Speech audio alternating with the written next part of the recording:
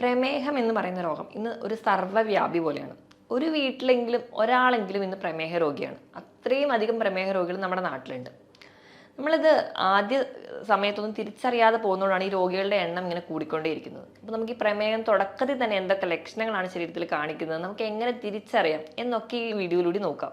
ഞാൻ ഡോക്ടർ പ്രിയ, ക്യുവണ്ടി health കെയറിലെ homoeopathic ഫിസിഷ്യനാണ്. അപ്പോൾ എന്താണ് പ്രമേഹം എന്ന് നോക്കാം. പ്രമേഹം എന്ന് പറഞ്ഞു കഴിഞ്ഞാൽ നമ്മുടെ രക്തത്തിൽ ഗ്ലൂക്കോസിൻ്റെ അളവ് കൂടുതലായി നിൽക്കുന്ന അവസ്ഥയാണ് നമ്മൾ പ്രമേഹം എന്ന് പറയുന്നത്.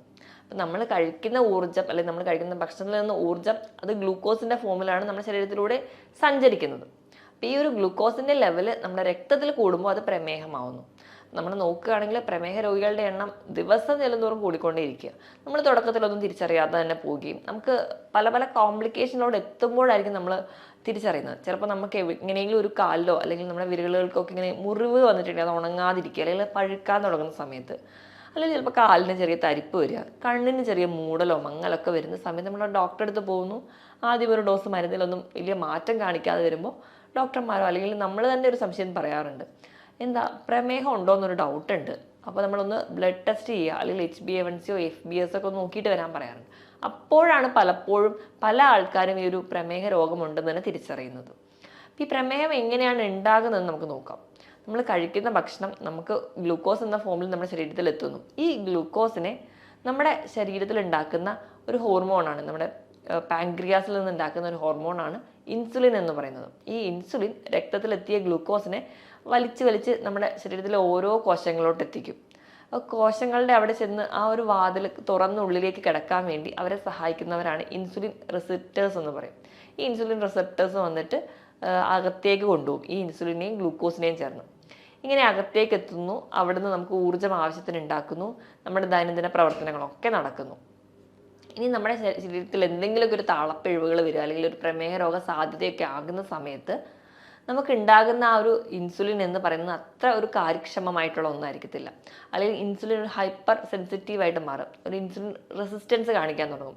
അപ്പോൾ ഇൻസുലിൻ റെസിസ്റ്റൻസ് ആയി കഴിഞ്ഞിട്ടുണ്ടെങ്കിൽ നമുക്ക് ഈ ഒരു പറയുന്ന ഇൻസുലിൻ അകത്തേക്ക് ഉണ്ടാകാനുള്ള റിസപ്റ്റേഴ്സിൻ്റെ ഒരു കഴിവ് കുറയുകയും നമ്മൾ എത്ര റിസപ്റ്റേഴ്സും ആ ഒരു കറക്റ്റായിട്ട് ഗ്ലൂക്കോസിൻ്റെ അകത്തേക്ക് വലിച്ചുകൊണ്ട് പോകാൻ പറ്റാതെ വരികയും ചെയ്യും. അതിൻ്റെ ഭാഗമായിട്ട് നമ്മുടെ രക്തത്തിൽ നമുക്ക് ഈ ഗ്ലൂക്കോസിൻ്റെ ലെവൽ കൂടുതലായിട്ട് വരാൻ ചാൻസ് ഉണ്ട്. അപ്പോൾ ഈ ഇൻസുലിൻ റെസിസ്റ്റൻസ് എന്ന് പറയുന്ന ഒരു കണ്ടീഷനാണ് തുടക്കത്തിൽ പ്രമേഹത്തിൻ്റെ ആ ഒരു രോഗത്തേക്ക് എത്തുന്നതിന് മുൻപ് ആ ഒരു പ്രീ ഡയബറ്റിക് ആയിട്ടുള്ള ഒരു സ്റ്റേജിൽ കാണുന്ന ഒരു കണ്ടീഷനെയാണ് നമ്മൾ ഇൻസുലിൻ റെസിസ്റ്റൻസ് എന്ന് പറയാം. ഈ ഇൻസുലിൻ റെസിസ്റ്റൻസ് എന്ന് പറയുന്ന ഒരു കണ്ടീഷൻ ആകുമ്പോൾ തന്നെ നമ്മുടെ ശരീരത്തിൽ ചെറിയ ചെറിയ ലക്ഷണങ്ങൾ കാണിക്കാറുണ്ട്. അതിൽ ഒന്നാമത്തെ ലക്ഷണം എന്ന് പറഞ്ഞെങ്കിൽ അമിതമായ വിശപ്പ്. നമ്മൾ നോർമലായിട്ട് ഭക്ഷണം കഴിച്ചുകൊണ്ടിരിക്കുന്ന ഒരാളാണ്, നമുക്ക് അത്യാവശ്യം വണ്ണമൊക്കെ ഉണ്ട്, പക്ഷേ പിന്നീട് അയാൾക്ക് വിശപ്പ് അങ്ങ് കൂടാൻ തുടങ്ങുകയാണ്. ഇപ്പം നമ്മുടെ വീട്ടിലോ അല്ലെങ്കിൽ നമ്മുടെ ചുറ്റുപാടും ആരെങ്കിലും ഉണ്ട്, ഭയങ്കരമായിട്ട് എനിക്കങ്ങ് വിശപ്പാണ് എന്ന് പറയുന്ന ആൾ, പക്ഷേ ഭക്ഷണം കഴിക്കുന്നുണ്ടെങ്കിലും ഭയങ്കരമായി എനിക്ക് ക്ഷീണമുണ്ട് എന്നൊക്കെ പറയാൻ തുടങ്ങുന്നുണ്ടെങ്കിൽ നമ്മൾ പറയാം അവരോട്, ഒന്ന് ജസ്റ്റ് പ്രമേഹം ഉണ്ടോ, അല്ലെങ്കിൽ നിങ്ങൾക്ക് പാരമ്പര്യമായിട്ട് പ്രമേഹമുള്ള ആൾക്കാരാണെങ്കിൽ ഒന്ന് ജസ്റ്റ് ബ്ലഡ് ടെസ്റ്റ് ചെയ്ത് നോക്കൂ, അല്ലെങ്കിൽ പ്രമേഹ രോഗ സാധ്യത നിങ്ങൾക്കുണ്ട് എന്ന് പറയാം. അപ്പം ഇങ്ങനെയൊരു ലക്ഷണമാണ് ആദ്യം നമുക്ക് കാണാൻ പറ്റുക. ഇനി ഇതിനോടൊപ്പം തന്നെ നമുക്ക് ഈ വിരലുകളുടെ മടക്കുകളിൽ, കഴുത്തിൻ്റെ പുറകു ഭാഗത്ത് ഈ മടക്കുകളിലാണ് കൂടുതലായിട്ടും ഒരു കറുത്ത നിറമാകുക. നമ്മൾ അക്കാന്തോസിസ് നൈഗ്രിക്കൻസ് എന്നാണ് പറയുക. ഇപ്പം ഒരു ഇൻസുലിൻ റെസിസ്റ്റൻസ് ഉണ്ടാകുന്ന ഒരു ടൈമിൽ കാണുന്ന ഒരു ലക്ഷണമാണിത്. ഇതേ ലക്ഷണം നമുക്ക് PCODയുടെ കേസിലും കാണാൻ പറ്റും. കാരണം അവിടെയും നമ്മുടെ ശരീരത്തിൽ ഇൻസുലിൻ റെസിസ്റ്റൻസ് ആണ് ഉണ്ടാവുക.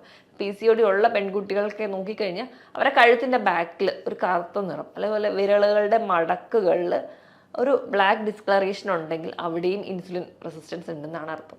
അപ്പം അതും ഒരു ലക്ഷണമാണ്. ഇനി നമ്മൾ രക്തത്തിൽ നമ്മുടെ ഗ്ലൂക്കോസിൻ്റെ ലെവൽ അങ്ങ് കൂടി, അതായത് ഡയബറ്റീസിൻ്റെ തുടക്കത്തിലേക്ക് എത്തി, അല്ലെങ്കിൽ ഡയബറ്റിക്കായി, നിങ്ങളൊരു പ്രമേഹ രോഗിയായി, ഇങ്ങനെ ഗ്ലൂക്കോസ് ലെവൽ നമ്മുടെ രക്തത്തിൽ കൂടിക്കഴിഞ്ഞാൽ നമുക്ക് വിശപ്പ് കൂടുന്നതിനോടൊപ്പം തന്നെ ദാഹവും കൂടും. ദാഹം കൂടുമ്പോൾ നമ്മൾ നല്ല രീതിയിൽ വെള്ളം കുടിക്കും. ഇനിയിപ്പോൾ വെള്ളം കുടിക്കുന്നതിനേക്കാളും അധികമായിട്ട് മൂത്രം പോകാൻ തുടങ്ങും. അങ്ങനെ ഇടയ്ക്കിടയ്ക്ക് മൂത്രം ഒഴിക്കണം എന്നുള്ളൊരു തോന്നൽ. അപ്പോൾ നമ്മൾ ഈ ഒരു 3 ടേമാണ് നമ്മൾ ഏറ്റവും അധികമായിട്ട് പറയാം: പോളിഡിപ്സിയ, പോളിഫാജിയ, പോളിയൂറിയ. പോളിഡിപ്സിയ എന്ന് പറയുമ്പോൾ നല്ലപോലെ വെള്ളം കുടിക്കുക, പോളിഫാജിയ എന്ന് പറയുമ്പോൾ നല്ലപോലെ വിശപ്പ്, പോളിയൂറിയ എന്ന് പറഞ്ഞാൽ അധികമായിട്ട് മൂത്രം ഒഴിക്കാൻ പോവുക. 1 മണിക്കൂറിൽ തന്നെ 2 തവണ കൂടുതൽ മൂത്രം ഒഴിക്കാൻ പോകുന്നുണ്ടെങ്കിൽ നിങ്ങൾക്ക് ഒരു പ്രമേഹ രോഗ സാധ്യതയൊക്കെ ഉണ്ട്. അപ്പോൾ ഈ 3 ലക്ഷണങ്ങൾ ഉണ്ടെങ്കിൽ, ഈ ഒരു 3 ലക്ഷണങ്ങളെ നമ്മൾ കാർഡിനൽ സിംറ്റംസ് ആയിട്ടാണ് പറയുക. ഈ ഒരു 3 ലക്ഷണങ്ങൾ ഉണ്ടെങ്കിൽ നമുക്ക് ഉറപ്പിക്കാം, അല്ലെങ്കിൽ പ്രമേഹ രോഗ സാധ്യത വളരെയധികം കൂടുതലാണ്. അപ്പോൾ ഈ ലക്ഷണങ്ങൾ ആർക്കെങ്കിലും ഉണ്ടെങ്കിൽ അത് എത്രയും പെട്ടെന്ന് നിങ്ങൾ ഒരു ഡോക്ടറെ കാണുക, അല്ലെങ്കിൽ നിങ്ങൾ തന്നെ പോയിട്ട് ഒരു ബ്ലഡ് ടെസ്റ്റ് ചെയ്ത് നോക്കുക. ബേസിക് ആയിട്ട് ഈ ഒരു FBS PPBS ഒക്കെ നമ്മൾ നോക്കുന്നതിനേക്കാൾ ഏറ്റവും നല്ലത് HbA1c ആണ്. HbA1c എന്ന് പറയുമ്പോൾ നമുക്ക് ഒരു 3 മാസത്തെ ആവറേജ് നമ്മുടെ ഗ്ലൂക്കോസ് ലെവൽ കണ്ടുപിടിക്കാൻ പറ്റും. അപ്പോൾ ആ ഒരു ലെവൽ നമ്മൾ അധികമായി പോകുന്നുണ്ടെങ്കിൽ നമ്മൾ പ്രമേഹത്തിൻ്റെ ആ ഒരു പിടിയിലോട്ട് പോവുകയാണ് എന്നാണ് അർത്ഥം. അപ്പോൾ FBS എന്ന് പറയുമ്പോൾ ഫാസ്റ്റിങ്ങിൽ തന്നെ പോയി നോക്കുന്ന, അല്ലെങ്കിൽ വെള്ളം പോലും കുടിക്കാതെ രാവിലെ എണീറ്റ് പോയി ബ്ലഡ് ടെസ്റ്റ് ചെയ്യുമ്പോൾ നമുക്ക് കിട്ടുന്ന ഒന്നാണ് FBS. പിന്നെ PPBS എന്ന് പറഞ്ഞാൽ ഭക്ഷണം കഴിച്ച് കഴിഞ്ഞിട്ട് 2 മണിക്കൂറിന് ശേഷം RBS റാൻഡമായിട്ട് നമ്മൾ ചെക്ക് ചെയ്യുന്ന ഒന്നാണ്. ഈ പറയുന്ന ബ്ലഡ് ടെസ്റ്റുകൾ നമുക്ക് കൂടെ ചെയ്യാവുന്നതാണ്. അപ്പോൾ ഈ ആർക്കൊക്കെയാണ് ഈ പ്രമേഹം വരാൻ ചാൻസ് ഉണ്ടാവുക? അപ്പം നമ്മൾ അറിയാം, മിക്ക ആൾക്കാരും പറയാറുണ്ട് എനിക്ക് പാരമ്പര്യമായിട്ട് അച്ഛനും അമ്മയ്ക്കും ഒക്കെ ഷുഗർ ഉണ്ട്, അതുകൊണ്ടാണ് എനിക്ക് ഷുഗർ വന്നതെന്ന്. അപ്പം അതൊരു വാസ്തവമാണോ എന്ന് നമുക്ക് നോക്കാം. ഇപ്പം നമ്മൾ ഈ ഒരു അച്ഛനും അമ്മയ്ക്കും പ്രമേഹമുണ്ട്, അപ്പം നമുക്ക് കുറച്ച് കഴിഞ്ഞ് കഴിഞ്ഞാൽ മധുരമൊന്നും കഴിക്കാൻ പറ്റില്ല എന്ന് പറഞ്ഞ് ചെറുപ്പത്തിൽ നല്ല രീതിയിൽ അങ്ങ് മധുരമടങ്ങിയ ഭക്ഷണങ്ങളും മധുര പലഹാരങ്ങളും പാനീയങ്ങളും ഒക്കെ കഴിക്കാൻ തുടങ്ങും. അപ്പം ധാരാളമായി ഇത് കഴിക്കുന്നതിൻ്റെ ഭാഗമായിട്ട് 30 അല്ലെങ്കിൽ ഒരു 35 വയസ്സിന് മുൻപ് തൊട്ടേ അവർക്ക് പ്രമേഹം വരാം. അപ്പോൾ പാരമ്പര്യത്തിനേക്കാളും ഏറ്റവും ഇമ്പോർട്ടൻറ്റ് നമ്മുടെ ജീവിതശൈലിയാണ്. പാരമ്പര്യത്തോടൊപ്പം തന്നെ ഇങ്ങനെ തെറ്റായ ഒരു ജീവിതശൈലി കൂടി ഉണ്ടെങ്കിൽ വളരെ നേരത്തെ നമ്മൾ പ്രമേഹ രോഗിയാവും. പക്ഷേ പാരമ്പര്യമുണ്ട്, അതോടൊപ്പം നമ്മളെ കറക്റ്റ് കൺട്രോളിലാണ് നമ്മുടെ ഫുഡ് പോകുന്നതെങ്കിൽ നമുക്ക് പ്രമേഹ രോഗ സാധ്യത വളരെ കുറവാണ്. അപ്പോൾ പാരമ്പര്യത്തിനേക്കാളും ഏറ്റവും വലിയ വില്ലൻ എന്ന് പറയുന്നത് നമ്മുടെ ലൈഫ് സ്റ്റൈൽ തന്നെയാണ്. അപ്പോൾ നമ്മുടെ ലൈഫ് സ്റ്റൈൽ റെഗുലേറ്റ് ചെയ്യുകയാണെങ്കിൽ ഈ പറയുന്ന രീതിയിൽ നമുക്ക് പ്രമേഹം വരാനുള്ള ചാൻസ് വളരെ കുറവാണ്. അപ്പോൾ ഇതൊക്കെയാണ് നമുക്ക് ആദ്യ കാലഘട്ടങ്ങളിൽ നമ്മൾ ശ്രദ്ധിക്കേണ്ട കാര്യങ്ങൾ. ഇനി ഇപ്പോൾ ഒരു പ്രമേഹത്തിലേക്ക് വന്നു കഴിഞ്ഞ് കഴിഞ്ഞാൽ നമുക്ക് എന്തൊക്കെ ലക്ഷണങ്ങൾ കാണിക്കുമെന്ന് നോക്കാം. അപ്പോൾ ഏറ്റവും ആദ്യം ഞാൻ പറഞ്ഞതുപോലെ മുറിവ് ഉണങ്ങാനായിരിക്കും പാട്. നമ്മുടെ സ്കിന്നിലൊക്കെ ചിലപ്പോൾ വെറുതെ ഒരു ചൊറിച്ചിലോ അല്ലെങ്കിൽ ഒരു റാഷോ വന്നിട്ടുണ്ടെങ്കിൽ നല്ല രീതിയിൽ നമ്മളങ്ങ് ചൊറിഞ്ഞ് ചെറിയൊരു വൂണ്ട് ഉണ്ടായാൽ മതി, അത് ഉണങ്ങില്ല. അതിപ്പോഴും ഇങ്ങനെ പഴുത്തോണ്ടേയിരിക്കും. നമ്മൾ ഡോക്ടറെ അടുത്ത് പോയി എത്ര മെഡിസിൻ വെച്ചാലും എത്ര ഡ്രസ്സ് ചെയ്താൽ പോലും അത് ഉണങ്ങാതിരിക്കും. അപ്പോൾ അത് ഒരു പ്രമേഹത്തിന് ഏറ്റവും വലിയ പ്രശ്നമാണ്. നമ്മളിപ്പോൾ പറമ്പിലൊക്കെ ഇറങ്ങുന്ന സമയത്ത് കാലൊരു മുള്ളു കൊണ്ടാൽ മതി, ആ ഒരു പോയിന്റിൽ നിന്ന് അത് ഇൻഫെക്റ്റഡ് ആയിട്ട് അൾസറായിട്ട് മാറാനുള്ള ചാൻസ് വളരെ കൂടുതലാണ്. അപ്പം നമുക്കറിയാം ഈ ഡയബറ്റിസ് ഫുഡ് പോലെയുള്ള കണ്ടീഷൻസ്, കാരണം ഒരു പ്രമേഹ രോഗിക്ക് ഇങ്ങനെ ഒരു കണ്ടീഷൻ വന്നു കഴിഞ്ഞാൽ മുറിച്ച് കളയാൻ മാത്രമേ വഴിയുള്ളൂ. അപ്പോൾ അങ്ങനത്തെ ചില പ്രശ്നങ്ങൾ ഉണ്ട്. ഇനി അടുത്തൊരു കംപ്ലൈൻ്റ് ആയിട്ട് ആൾക്കാർ പലരും പറയുന്നതാണ് കണ്ണിന് കാഴ്ച കുറയുക, ഒരു മൂടലുണ്ട് അല്ലെങ്കിൽ ഒരു മങ്ങലുണ്ട്, ദൂരക്കാഴ്ച കുറയുന്നു എന്നുള്ളത്. ഇത് നമുക്ക് നമ്മുടെ കണ്ണിനെ ബാധിക്കുമ്പോൾ ഉണ്ടാകുന്ന ചേഞ്ചസ് ആണ്. ഡയബറ്റിക് റെറ്റിനോപ്പതി ആയിട്ട് വരാം. അപ്പോൾ നമുക്ക് ഇത് പോലെയുള്ള ബുദ്ധിമുട്ടുകൾ, വണ്ടി ഓടിക്കാൻ അല്ലെങ്കിൽ കുറച്ച് സന്ധ്യ കഴിഞ്ഞാൽ വണ്ടി ഓടിക്കാനുള്ളൊരു ബുദ്ധിമുട്ട് തുടങ്ങിയ പ്രശ്നങ്ങളായിട്ട് പറയാറുണ്ട്. ഇനി ഇത് കഴിഞ്ഞ് കഴിഞ്ഞാൽ അടുത്തൊരു ലക്ഷണം എന്ന് പറഞ്ഞിട്ടുണ്ടെങ്കിൽ ഭയങ്കരമായിട്ടുള്ളൊരു ക്ഷീണമാണ്. ഭക്ഷണം നല്ലപോലെ കഴിക്കുന്നുണ്ടാവും, പക്ഷെ ബോഡി വെയിറ്റ് അങ്ങ് കൂടുന്നുണ്ടാവില്ല, ആൾ മെലിഞ്ഞിരിക്കുന്നതാണ്. അതോടൊപ്പം തന്നെ ഭയങ്കരമായിട്ടുള്ളൊരു ക്ഷീണം, നല്ലപോലെ ദാഹം, ഇടയ്ക്കിടയ്ക്ക് മൂത്രം ഒഴിക്കാനുള്ള തോന്നൽ. പിന്നെ പറയുന്ന ഒന്നാണ് കാലിന് തെരിപ്പ് പോലെയുള്ള പ്രശ്നം. ഡയബറ്റിക് ന്യൂറോപ്പതിയാണത്. നമ്മുടെ നാഡികളെ ബാധിക്കും. നമ്മുടെ പ്രമേഹം നമ്മുടെ നാഡികളെ ബാധിക്കുന്ന സമയത്താണ് കൂടുതൽ ആൾക്കാരും പറയാറുണ്ട് കാലിൻ്റെ എല്ലാ വിരലുകളും ഭയങ്കരമായിട്ട് തെരിപ്പാണ്. ചില ആൾക്കാർ പറയുമ്പോൾ ഞാൻ വെറുതെ ജോലി ചെയ്യുമ്പോൾ ഒന്നും എനിക്ക് കുഴപ്പമുണ്ടാവില്ല, ഞാൻ വെറുതെ ഇരിക്കുമ്പോൾ ഭയങ്കരമായിട്ട് തെരിപ്പാണ്, കാല് നിലത്ത് വെക്കാൻ പറ്റുന്നില്ല, കാലിൽ ഭയങ്കര പുകച്ചിലാണ്, കൈവെള്ളയിൽ പുകച്ചിലാണ്, ഇങ്ങനത്തെ പ്രശ്നങ്ങളൊക്കെ പറയാറുണ്ട്. നമ്മുടെ നാഡികളെ ബാധിക്കുന്ന ഏതൊരു കണ്ടീഷനുമാണ് നമുക്ക് തരിപ്പും പുകച്ചിലും ഒക്കെ ആയിട്ട് തോന്നുക. അപ്പോൾ അങ്ങനെ ഡയബറ്റിക് നമ്മുടെ ന്യൂറോപ്പതിയായിട്ട് നിൽക്കും. ഇനി ഇപ്പം കിഡ്നീനെ ബാധിക്കാം, അത് നെഫ്രോപ്പതിയാവും. അപ്പം നമ്മുടെ കിഡ്നിയിലൂടെ പല ബ്ലഡ് വെസൽസിലൂടെ ചെല്ലുന്ന രക്തത്തിനെ അരിച്ച് പുറത്തേക്ക് കളയുന്നത്, മൂത്രമായി പുറത്തേക്ക് കളയുന്നത് നമ്മുടെ കിഡ്നിയാണ്. അപ്പോൾ ആ ഒരു അരിപ്പയിലെല്ലാം വിള്ളൽ വരികയും അവിടെ പ്രശ്നങ്ങൾ വരികയും നമുക്ക് വേണ്ട പല മിനറൽസും പ്രോട്ടീൻസും ന്യൂട്രിയൻസും ഒക്കെ പുറത്തേക്ക് പോവുകയും നമുക്ക് വേണ്ടാത്ത പലതും നമ്മുടെ ശരീരത്തിൽ കെട്ടി നിൽക്കുകയും ഒക്കെ ആയി നമുക്ക് കാലിന് നീരായിട്ടോ അല്ലെങ്കിൽ നമ്മുടെ കിഡ്നീനെ ബാധിക്കുന്നതിൻ്റെ ഭാഗം അങ്ങനെയും പോവാം. ഇനി സ്കിന്നിൽ ഇങ്ങനെ അൾസർ ഉണ്ടാകുന്നതിനോടൊപ്പം തന്നെ നമ്മുടെ സ്കിന്നിൽ തൊലി ഭയങ്കരമായിട്ട് കട്ടി വെക്കുക. ഇപ്പോൾ കാലിൻ്റെ അടിയിലൊക്കെ ആണെങ്കിൽ തൊലി ഭയങ്കരമായിട്ട് കട്ടി വെക്കുക, വിണ്ട് കീറൽ ഉണ്ടാവുക, നല്ല പോലെയുള്ള ആ ഒരു കട്ടിപ്പാളിയായിട്ട് പോവുക, ഇങ്ങനത്തെ പ്രശ്നങ്ങളും കാണിക്കാറുണ്ട്. ഇതിന് പുറമെ പ്രമേഹ രോഗികളിൽ നമുക്ക് മൂത്രത്തിൽ പഴുപ്പ് ഇടയ്ക്കിടയ്ക്ക് വരുന്ന കാണാം, യൂറിനറി ട്രാക്ട് ഇൻഫെക്ഷൻ. പൊതുവെ ഈ UTI പുരുഷന്മാർക്ക് കുറവാണ്, സ്ത്രീകൾക്കാണ് കൂടുതലായിട്ടും വരാറ്. പക്ഷേ ഈ പ്രമേഹ രോഗി ആണെങ്കിൽ അത് ഇടയ്ക്കിടയ്ക്ക് വരാനുള്ള ചാൻസ് വളരെ കൂടുതലാണ്. അതുപോലെ തന്നെയാണ് നമുക്ക് ഓറൽ ത്രഷ് എന്ന് പറയാം. നമ്മുടെ വായിൽ ഇടയ്ക്കിടയ്ക്ക് പൂപ്പൽ ബാധ വരിക, ഒരു വെളുത്ത പാട പോലെ വരിക, നല്ല ചുമന്നിരിക്കുക വായ, ഭക്ഷണം ഒന്നും കഴിക്കാൻ പറ്റില്ല, തീരെ എരിവ് പോലും കഴിക്കാൻ പറ്റാത്ത രീതിയിൽ ഭയങ്കരമായിട്ട് ഭക്ഷണം കഴിക്കുന്നതിലൊക്കെ ബുദ്ധിമുട്ടായി പ്രസൻറ്റ് ചെയ്യുന്ന ഒന്നാണ് ഓറൽ ത്രഷ്. ഇങ്ങനെ ഒരു ബുദ്ധിമുട്ട് കാണാറുണ്ട്. ഇനി സ്ത്രീകളുടെ കേസ് എടുക്കുകയാണെങ്കിൽ വജൈന അല്ലെങ്കിൽ യോനി ഭാഗത്ത് ഭയങ്കര ചൊറിച്ചിൽ വരിക, അവിടെ ഇൻഫെക്ഷൻസ് റിക്കറൻ്റ് ചെയ്ത് വരിക, പിന്നെ അതുപോലെ തന്നെ ലുക്കോറിയ പോലെയുള്ള ഡിസ്ചാർജുകളായിട്ട് പ്രസൻറ്റ് ചെയ്യുക, ഇങ്ങനെയുള്ള പ്രശ്നങ്ങളും ആ ഒരു ഏരിയ ഭയങ്കര ഡ്രൈ ആയി പോവുക, ഈ പറയുന്ന ബുദ്ധിമുട്ടുകൾ സ്ത്രീകളിലും കാണിക്കാറുണ്ട്. ഇനി ഇപ്പം സ്കിന്നിൽ ഇതിന് പുറമേ ആയിട്ട് ബ്ലിസ്റ്റേഴ്സ് ആയിട്ട് പ്രസന്റ് ചെയ്യാറുണ്ട്. ചെറിയ ചെറിയ കുമിളകളായിട്ട് നമ്മുടെ കാലിൻ്റെ എല്ലിൻ്റെ മുകളിലും ഒക്കെ പ്രസന്റ് ചെയ്യാറുണ്ട്. ആ ഒരു ഏരിയയിലുള്ള സ്കിന്ന് ഭയങ്കരമായിട്ട് കറുത്ത് പോവുക, ഈ കൈകളിലെ മടക്കിലെ പോലെ തന്നെ കാൽഭാഗത്തൊക്കെ സ്കിന്ന് ഭയങ്കരമായിട്ട് കറുത്ത നിറത്തിലേക്ക് മാറുക, നല്ല ഫെയർ ആയിട്ടിരുന്ന ഒരാളായിരിക്കും, പെട്ടെന്ന് തന്നെ നമ്മുടെ സ്കിന്നിലെ പിഗ്മെന്റഡ് ആവുക, ഇങ്ങനത്തെയുള്ള ചേഞ്ചസും സ്കിന്നിൽ കാണിക്കാറുണ്ട്.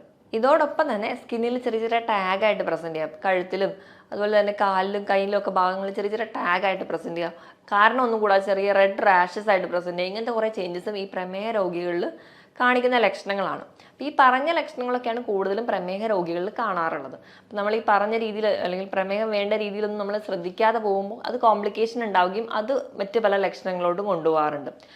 എന്തെങ്കിലും ഈ പറയുന്ന ലക്ഷണങ്ങൾ നമുക്ക് ആർക്കെങ്കിലും ഒക്കെ ഉണ്ടെങ്കിൽ നിങ്ങൾ എത്രയും പെട്ടെന്ന് ഡോക്ടറെ കൺസൾട്ട് ചെയ്ത് കൃത്യമായ ബ്ലഡ് ടെസ്റ്റും നല്ല രീതിയിൽ നമ്മുടെ ഫുഡ് കൺട്രോളും ഉണ്ടെങ്കിൽ നമുക്ക് ആദ്യത്തെ ഒരു സ്റ്റേജിലൊക്കെയാണ് നമുക്കത് ഭക്ഷണ നിയന്ത്രണത്തിലൂടെ തന്നെ നമുക്ക് കൊണ്ടുപോകാൻ പറ്റും.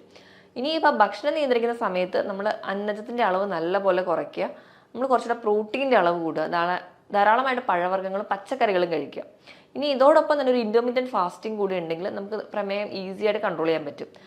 വൈകുന്നേരത്തെ ഡിന്നർ നേരത്തെ കഴിക്കുക, പിറ്റേ ദിവസം ബ്രേക്ക്ഫാസ്റ്റ് കുറച്ച് ലേറ്റ് ആയാലും കുഴപ്പമില്ല, ഒരു 14 മണിക്കൂറെങ്കിലും ഇതിനിടയിൽ ഒരു ഗ്യാപ്പ് ഉണ്ടെങ്കിൽ ആ ഒരു ഇൻ്റർമീഡിയറ്റ് ഫാസ്റ്റിംഗ് ആവും. അതുവഴി നമുക്ക് കുറച്ചും കൂടി ആ ഒരു ഡയറ്റ് കൂടി എടുക്കുകയാണെങ്കിൽ നമുക്ക് ഈസി ആയിട്ട് നമ്മൾ ഡയബറ്റീസ് കൺട്രോൾ ചെയ്യാൻ പറ്റുന്ന ഒരു കണ്ടീഷനാണ്. നമ്മൾ കഴിക്കേണ്ട ഭക്ഷണം എന്ന് പറഞ്ഞിട്ടുണ്ടെങ്കിൽ മാക്സിമം നമ്മൾ ഇലക്കറികൾ, പഴവർഗ്ഗങ്ങൾ, പച്ചക്കറികളൊക്കെ കഴിക്കും. ഇപ്പോൾ പഴവർഗ്ഗങ്ങൾ എടുക്കുമ്പോൾ അധികം മധുരമില്ലാത്ത പഴവർഗ്ഗങ്ങൾ കഴിക്കാൻ വേണ്ടി ശ്രദ്ധിക്കുക. അതായത് ഗ്ലൈസീമിക് ഇൻഡെക്സ് കുറഞ്ഞ പഴവർഗ്ഗങ്ങൾ, നിങ്ങൾക്ക് അതിനായിട്ട് ആപ്പിളോ അല്ലെങ്കിൽ അധികം പഴുക്കാത്ത ഏത്തപ്പഴം കഴിക്കാം, അല്ലെങ്കിൽ റോബസ്റ്റ പോലുള്ള പഴങ്ങൾ കഴിക്കാം. അപ്പോൾ മുന്തിരിക്ക ആണെങ്കിൽ 8-10 എണ്ണം നിങ്ങൾ കഴിക്കാം, പക്ഷേ ദിവസവും ഒരു ഫ്രൂട്ട് മാത്രമേ കഴിക്കാവുള്ളൂ. ഇപ്പോൾ പേരയ്ക്കൊക്കെ ആണെങ്കിൽ വളരെ നല്ലതാണ് ഇപ്പോൾ പ്രമേഹ രോഗികൾക്ക് കഴിക്കാനാണെങ്കിൽ. അപ്പം ഏതെങ്കിലും ഒരു ഫ്രൂട്ട് നമ്മൾ ഒരു ദിവസം കഴിക്കുകയാണെങ്കിൽ നമുക്ക് ഹെൽത്തി ആയിട്ട് നമ്മുടെ പ്രമേഹത്തിനെ കൺട്രോൾ ചെയ്യാൻ പറ്റും. മാക്സിമം നിങ്ങൾ വെള്ള അരി ഉപയോഗിക്കുന്നവരാണെങ്കിൽ അത്, അല്ലെങ്കിൽ പോളിഷ്ഡ് ആയിട്ടുള്ള മൈദയോ അല്ലെങ്കിൽ എന്ത് ആയിക്കോട്ടെ അത് ഉപയോഗിക്കുന്നവരാണെങ്കിൽ അത് കഴിവതും കുറയ്ക്കും. അപ്പം ഇനി പ്രമേഹത്തിനെ നിയന്ത്രിക്കാൻ വേണ്ടി മിക്ക ആൾക്കാരും ഡിപ്പെൻഡ് ചെയ്യുന്ന ഒന്നാണ് ഓട്സ് എന്ന് പറയുന്നത്. നമ്മൾ ഓട്സ് എടുക്കുമ്പോൾ നമ്മൾ ശ്രദ്ധിക്കേണ്ടത് പോളിഷ്ഡ് ഓട്സ് ഒഴിവാക്കുക, പകരം ഹോൾ ഗ്രെയിൻ ആയിട്ടുള്ള കുറച്ച് കട്ടിയോട് കൂടിയായിട്ടുള്ള ഒരു ഓട്സ് ഉണ്ടാവും, അപ്പോൾ അത് മേടിച്ച് കുക്ക് ചെയ്യാൻ വേണ്ടി ശ്രദ്ധിക്കുക. പിന്നെ അത് പാചകം ചെയ്യുന്ന രീതിയിലാണെങ്കിലും നമ്മൾ എപ്പോഴും ഇൻസ്റ്റൻറ്റ് ഓട്സ് എടുത്ത് നമ്മുടെ പാലിൽ അല്ലെങ്കിൽ വെള്ളത്തിൽ കുറുക്കി കഞ്ഞിയായിട്ട് കഴിക്കാനാണ് താല്പര്യപ്പെടുക, അല്ലെങ്കിൽ ആ ഒരു കുറുക്ക് ഫോമിലോട്ട് കഴിക്കാനാണ് താല്പര്യപ്പെടുക. അത് നമുക്ക് ഗ്ലൈസിമിക് ഇൻഡെക്സ് വളരെയധികം കൂടാനുള്ള കാരണമാവും. അപ്പോൾ അതിന് പകരമായിട്ട് നിങ്ങൾ മാക്സിമം ഉപ്പുമാവ് അല്ലെങ്കിൽ പുട്ട്, ഇത് രണ്ടും ഗ്ലൈസിമിക് ഇൻഡെക്സ് പൊതുവേ ഓട്സിൽ കുറഞ്ഞതാണ്. അപ്പം ഇത് രണ്ടും കുക്ക് ചെയ്ത് കഴിക്കാൻ വേണ്ടി ശ്രദ്ധിക്കും. ഇപ്പോൾ പച്ചക്കറി ധാരാളം ഇട്ടിട്ട് നിങ്ങൾക്ക് ഉപ്പുമാവ് കഴിക്കുകയാണെങ്കിൽ നമ്മൾ ഹെൽത്തി ആയിട്ട് ഇരിക്കാനും പറ്റും, ഗ്ലൈസിമിക് ഇൻഡെക്സ് വളരെ കുറവായിരിക്കും. അപ്പോൾ അങ്ങനെയുള്ള ഹെൽത്തി ആയിട്ടുള്ള ഫുഡുകൾ ഡിപ്പെൻഡ് ചെയ്യാൻ വേണ്ടി നോക്കുക. വൈകുന്നേരത്തെ ഒരു ഡിന്നർ എന്ന് പറഞ്ഞാൽ നിങ്ങൾ സാലഡിലൂടെ മാത്രം ഒതുക്കുക, ഭക്ഷണം കംപ്ലീറ്റ്ലി ഒഴിവാക്കുകയല്ല വേണ്ടത്. നമ്മൾ ഭക്ഷണം കഴിക്കണം, ക്വാണ്ടിറ്റി നല്ലപോലെ കുറയ്ക്കുക, തവണകൾ കൂട്ടുക.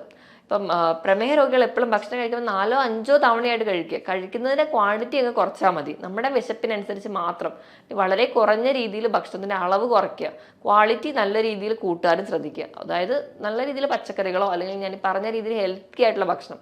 അപ്പോൾ നമ്മളത് കൃത്യമായ ഒരു ഡയറ്റീഷ്യനായിട്ടുള്ള ഡയറ്റോട് എടുക്കുകയാണെങ്കിൽ നമുക്ക് ഈസി ആയിട്ട് നമുക്ക് പ്രമേഹത്തിനെ കൺട്രോൾ ചെയ്യാൻ പറ്റും. അതുപോലെ തന്നെ നമുക്ക് എല്ലാ രീതിയിലുള്ള പ്രോട്ടീൻസ് കഴിക്കാവുന്നതാണ്. ഇപ്പോൾ പയറ്, കടല അങ്ങനത്തെയുള്ള പച്ചക്കറി വിഭാഗത്തിൽ പെടുന്ന നമുക്ക് പ്രോട്ടീൻസ് ആയിക്കോട്ടെ, അതുപോലെ തന്നെ മത്സ്യവും മാംസവും ഒക്കെ കഴിക്കാവുന്നതാണ്. അതൊക്കെ കറി വെച്ച് കഴിക്കുന്നത് നമുക്ക് കുറച്ചുകൂടെ ഹെൽത്തി ആയിട്ട് ഇരിക്കാനും അല്ലെങ്കിൽ നമുക്ക് ഉണ്ടാകുന്ന ആ ഒരു ക്ഷീണത്തിനെ ഓവർകം ചെയ്യാനും പറ്റും.